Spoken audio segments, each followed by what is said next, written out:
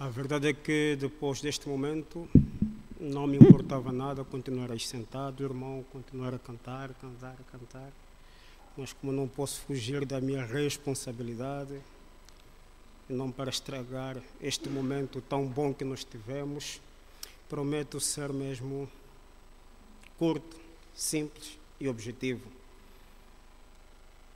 Enquanto preparava aquilo que quero partilhar com os irmãos este final de tarde, a minha esposa sempre esteve preocupada. Então, já está tudo? Vais falar muito? Olha que no culto da noite não se fala muito. Até as 7h30 o culto tem que terminar, não podes falar muito. Não é fácil. Fui fazer as minhas cópias, vinha, então, quantas folhas são? Eu disse, bem, por acaso são 1, 2, 3, 4, 5 folhas, 3 e verso, bem, são 2 folhas, não é muito.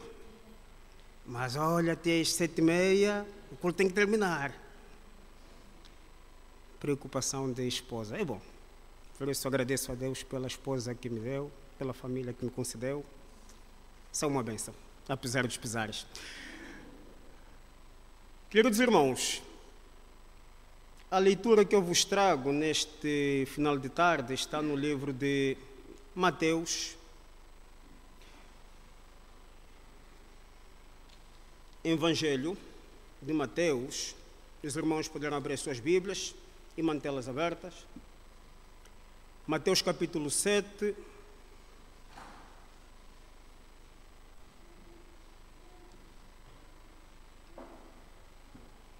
Mateus 7, versículos 7 a 11. Enquanto os irmãos acham a passagem,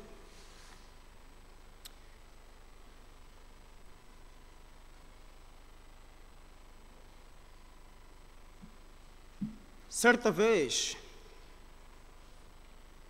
num desses muitos reinos que existem por aí, não sei qual é, mas aconteceu, que um rei mandou os seus soldados colocarem convites em praças públicas para todos os moradores do seu reino.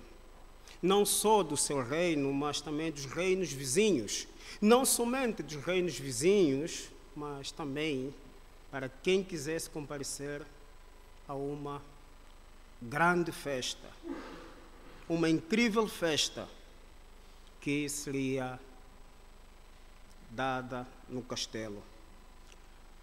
Como é de se esperar, o povo, assim que viu esta notícia, alegrou-se bastante e todos correram para se prepararem dignamente para esta festa. E como era de se esperar, em todos os reinos, em todas as cidades, há sempre um mendigo. Não sei se havia mais, pelo menos a história diz que neste reino havia um mendigo que também ficou muito feliz com a notícia desta grande festa. E a razão da alegria deste mendigo, a principal razão foi que, bem, finalmente, depois de muitos anos na miséria, vou finalmente poder provar do bom comer. Eu imaginei logo o mendigo a dizer, vou poder provar do bom feijão, porque eu sou adepto do feijão, vou poder provar das boas costoletas de porco e tudo mais. O mendigo estava alegre, estava feliz da vida.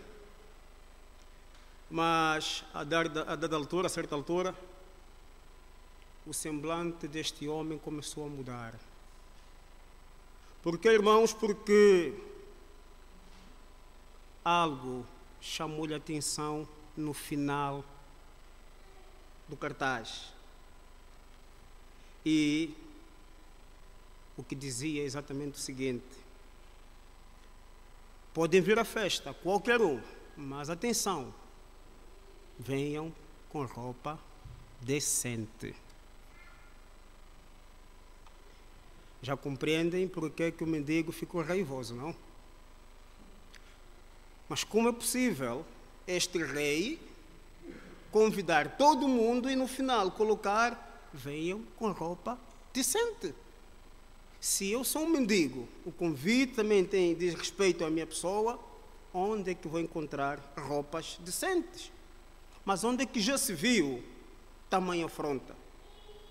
Gritava então este mendigo, que chamava todos os nomes feios, mas alguns, ao rei.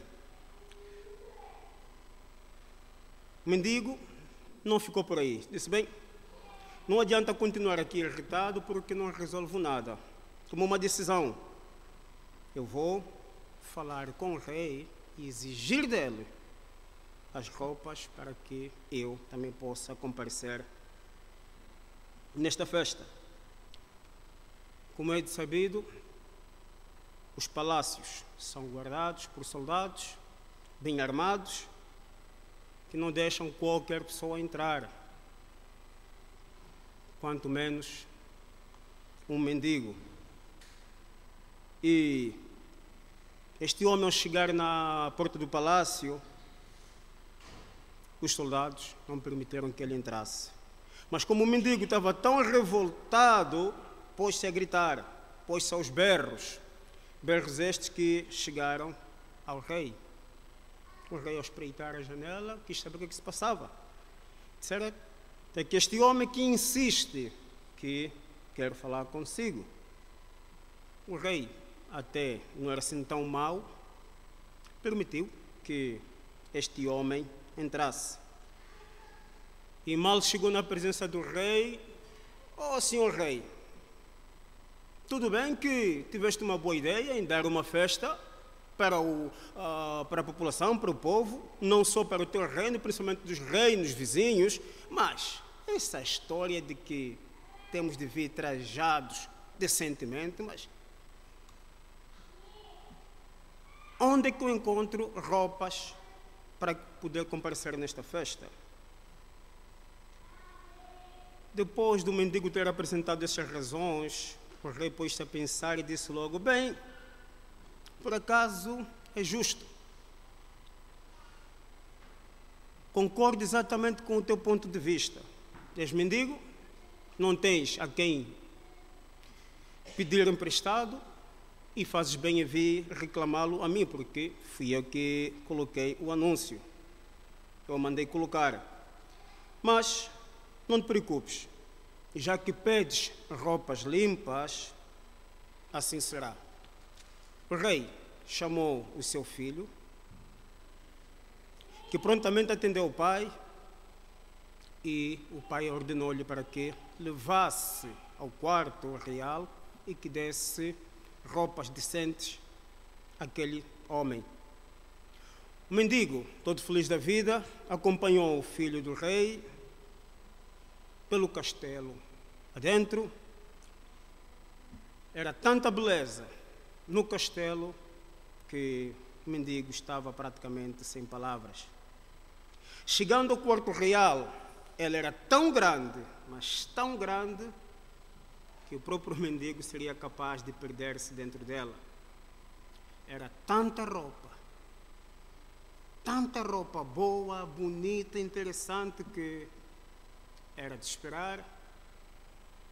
Para quem não tinha nada, de repente abrir uma janela, abrir um quarto onde tem tudo e mais alguma coisa, o mendigo viu-se a rascas em escolher exatamente qual a melhor roupa para a festa. Como estava aí o filho do rei exatamente para isto, e notando a hesitação do mendigo, o filho do rei sugeriu então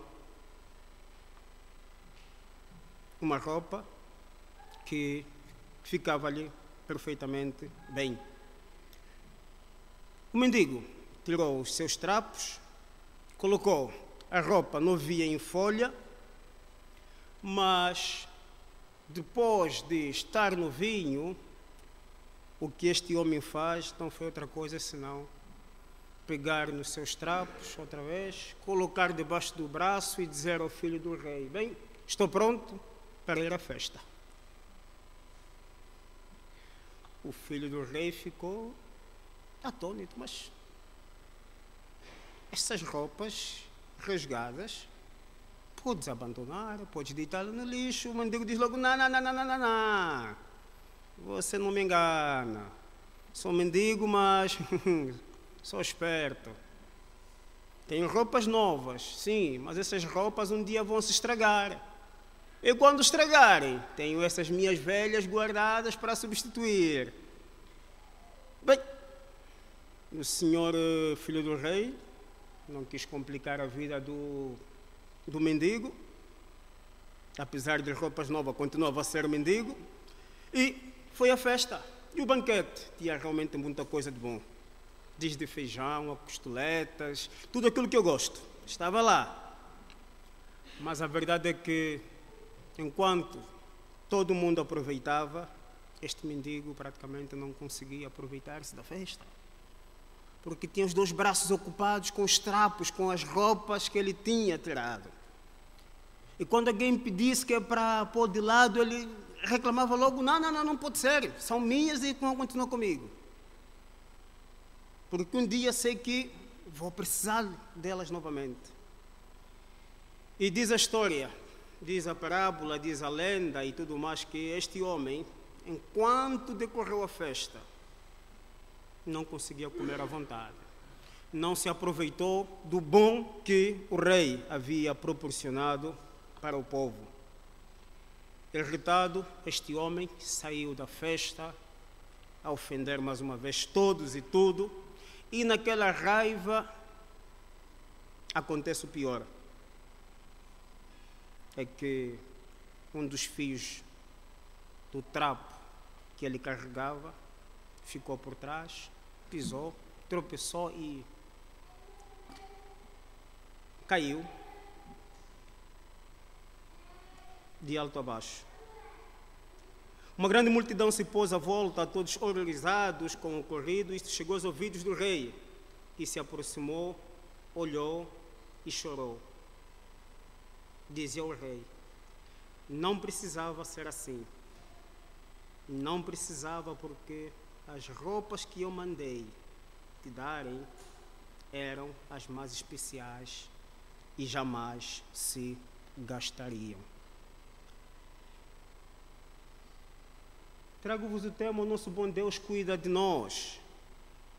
E se formos ler o que diz o Evangelho de Mateus 7,7, pedi e dar-vos-á, buscai e achareis, batei e abrir-se-vos-á, pois todo o que pede, recebe, o que buscar, encontra, e a quem bate, abrir-se-lhe-á. O qual dentre vós é o homem que, se porventura o filho lhe pedir pão, lhe dará pedra? Ou se lhe pedir um peixe, lhe dará uma cobra? Ora, se vós, que sois maus, sabeis dar boas dádivas aos vossos filhos, quanto mais vosso Pai que está nos céus dará boas coisas aos que lhe pedirem. Estes versículos, irmãos, fazem parte do conhecido Sermão do Monte e receberam esta designação desde o início do século IV depois de Cristo, e foi dada por Agostinho em seu comentário de Sermone Domini in Monte. E o discurso foi feito em alguma colina, provavelmente no planalto elevado a Galileia. E uma tradição do século XIII considera até o episódio como ocorrido em um local conhecido como Chifres de Atinte. A importância do prefácio consiste na expressão vendo a multidão, porque é exatamente desta forma que nós podemos encontrar o Mateus 5,5, Mateus capítulo 5, versículo 1, quando Jesus começa o próprio Sermão do Monte. Vendo a multidão, Jesus encheu-se de íntima compaixão. Percy Antivort observa: o grande comentário sobre o Sermão do Monte é a vida. A vida como todos nós devemos vivê-la. O pão cotidiano, a simples comunhão, a fadiga trazida pelo próximo, as lágrimas. Fim de citação. Quer dizer que este homem, Percy Antivort, pega neste Sermão do Monte e consegue destacar a forma como Jesus via o ser humano. Consegue identificar exatamente qual era o problema que mais afligia a humanidade ou aqueles que o procuravam. E este homem foi claro em dizer que o grande comentário, dizia que a vida, como todos nós devemos vivê-la, o pão cotidiano, porque é sabido que de fome quase ninguém consegue resistir. Também sabia que era necessário uma comunhão entre irmãos. Não só comunhão, também era necessário eles saberem amparar a fadiga trazida pelos seus próximos. E como estavam sob o domínio do Império Romano, era um povo que constantemente lamentava, que constantemente chorava. O sermão começa com as bem-aventuranças, nas quais o Senhor Jesus mostra que conhece o significado da vida, como ela deve ser vivida, mostrando que a resposta para a busca universal pela felicidade só pode ser encontrada à medida que os homens se identifiquem com o reino de Deus. Por isso, nosso Senhor Jesus, no versículo 7, mostra quão é importante orarmos, quão é importante pedirmos, porque a oração é a parte principal da gratidão que Deus requer de nós. Deus quer conceder-nos sua graça e seu Espírito, irmãos, somente aos que continuamente lhe pedem e agradecem de todo o coração. Nesta pequena parábola que acabei de contar-vos, nós vemos que o mendigo era alguém que podia ter tudo de bom e mais alguma coisa. Mas a verdade é que ele próprio soube colocar entraves na sua vida. O nosso Deus quer dar-nos vestes. E as vestes que Deus quer nos proporcionar são aquelas vestes que realmente não se estragam. São aquelas vestes consideradas santas. Será que o irmão está preparado para receber estas vestes?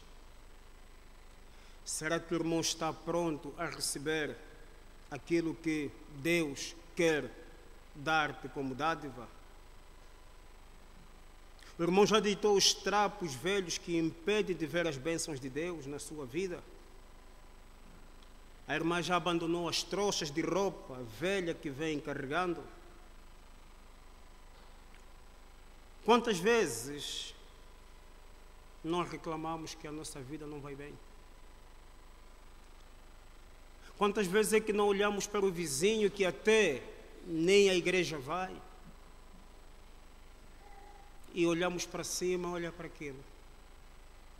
Eu que vou todos os santos dias à igreja, sou até dizimista, passo necessidades. Mas olha para aquele que nem a igreja vai. Tem tudo e mais alguma coisa. Quantas vezes nós não culpamos Deus sobre aquele acontecimento que ocorreu na minha família ou na minha vida? Às vezes, irmãos, nós oramos com muita persistência para que Deus nos ouça. Sim, é verdade. Mas também não conseguimos abandonar alguns trapos que continuam a embaraçar a nossa vida. Não conseguimos desfrutar daquilo que Deus tem para nós, porque estamos preocupados com as coisas sem valor.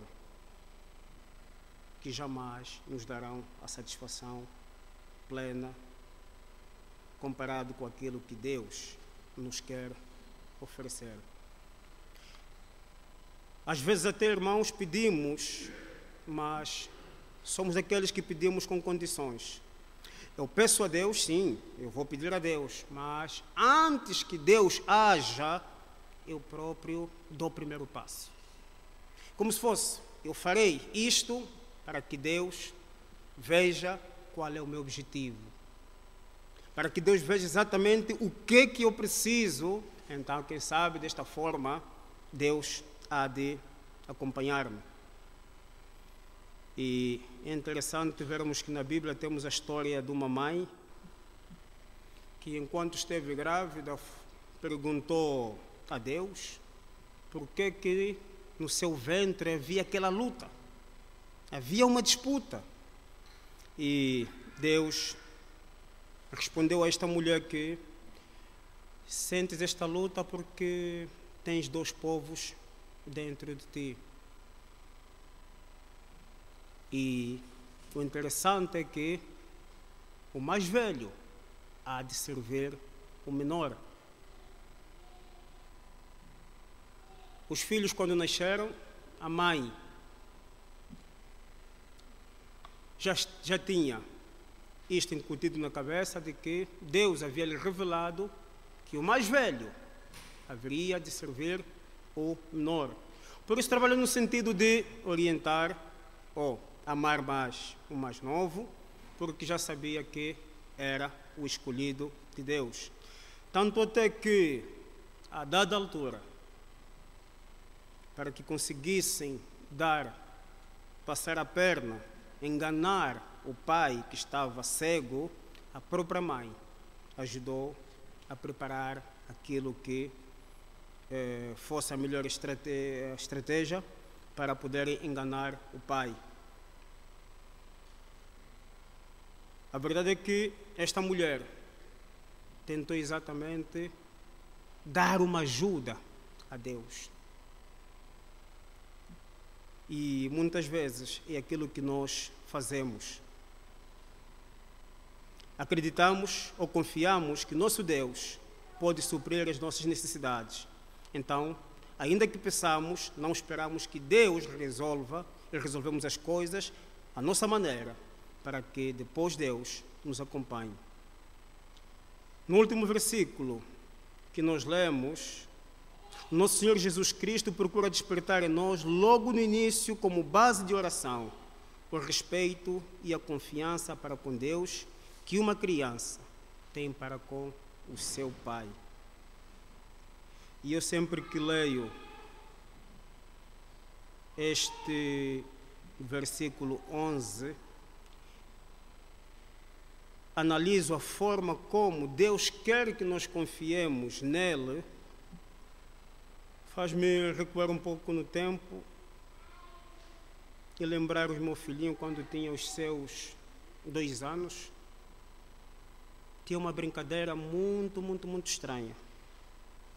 E a brincadeira dela era subir em sítios elevados. E deste sítio, chamava por mim, abria os braços e ele atirava-se. Bem, no princípio até era bonito. E lá ia eu, agarrava o menino. A segunda vez o menino subia, papá, e lançava-se. E eu pensei comigo mesmo, irmãos, este menino lançava-se, confiando que o seu pai está aí para segurá-lo. Em nenhum momento passava na cabeça deste menino que o pai até podia escorregar, falhar e escapar para o chão. Não. E ele podia repeti-lo 50, 30 vezes. Passados 3 anos, acredito eu que se eu chamar o menino, pô-lo além e pedir para que se atire, falo-a sem hesitar, porque sabe que o pai está aí embaixo, pronto a recebê-lo. Exatamente isto, meus irmãos, pois Deus se tornou Pai nosso por Cristo Jesus. E muito menos que nossos pais que nos recusam bens materiais, Ele jamais nos recusaria aquilo que nós precisamos quando pedimos com fé. A nossa hora já lá vai, não gostaria de alongar. Para terminar, quero apenas dizer mais 3 coisas, que não é exatamente... Nós temos um Deus que cuida de nós, nós temos um Deus que preocupa-se conosco. Não importa a dimensão daquilo que o irmão está a passar, não importa a dimensão do problema que o aflige, porque eu sei que todos estes problemas não são maiores que o nosso Deus. Este mesmo Deus diz: pedi e dar-se-vos-á, buscai e encontrareis, batei e abrir-se-vos-á. Eu tenho dito que nós não temos um Deus que é homem. Os homens prometem, falham, mas o nosso Deus não. Se prometeu, a seu tempo, Ele nos concede. O que é que nós temos de fazer? Bater. Porque quando batemos, a porta abre-se.